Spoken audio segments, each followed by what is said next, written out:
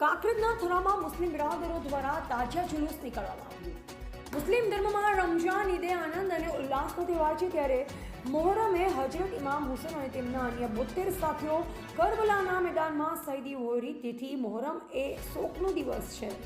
આ મુસ્લિમ ધર્મની વાત કરીએ તો મોહરમ એ મુસ્લિમ ધર્મનો પહેલો મહિનો કહેવાય છે। મોહરમ મહિનાનો ચાંદ દેખાતા જ મુસ્લિમ ધર્મના લોકો પોતાના શહેરમાં ઇમામ હુસેન ચોકમાં હોય કે અન્ય કોઈ મસ્જિદ હોય ત્યાં પણ 10 દિવસ સુધી મિલાદના પ્રોગ્રામ રાખવામાં આવતા હોય છે। આમ કરબલાની ઇમામ હુસેનની શહીદીનો ઇતિહાસનું બયાન કરવામાં આવતું હોય છે કે કરબલાની મહાન દુઃખદ ઘટના આજથી લગભગ 400 વર્ષ પહેલા બની હતી। હઝરત ઇમામ હુસેને પોતાના 72 સાથીઓ સાથે શહાદત સ્વીકારી લીધી હતી।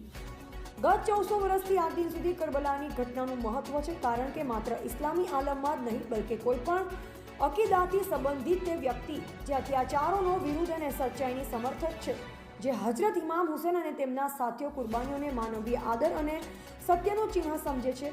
મોહરમ એ હજરત ઇમામ હુસેન અને અન્ય કરબલાના શહીદોની સ્મૃતિમાં શોકનો દિવસ ગણવામાં આવે છે।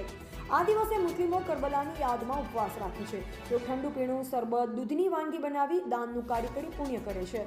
આમ કાંકરેજના થરામાં મોહરમની 9મી રાત્રે પણ થરા શહેરમાં તાજિયા નીકળવામાં આવે છે। આમ 10મા દિવસે પણ બપોર 2 થી 3 વાગ્યાના સમય થરા શહેરમાં તાજિયા જુલુસ નીકળવામાં આવે છે।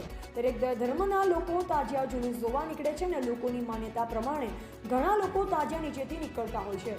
આમ આજે બપોરે 3 વાગ્યા આસપાસ સિપાહી વાસથી તાજિયા જુલુસ નીકળવામાં આવ્યું, જેમાં યા હુસેનના નારા બોલાવી થરા હાઈસ્કૂલ રોડથી, થરા બજારથી, નગરપાલિકા રોડ, જાપટપુરાથી, જૈન શેરી, થરા બજાર ગળથી, તેરવાડિયા વાસ ચોકથી, બગીચાથી નિજ સ્થાને આવી તાજિયા પર પાણી છાંટી વિસર્જન કરવામાં આવ્યું।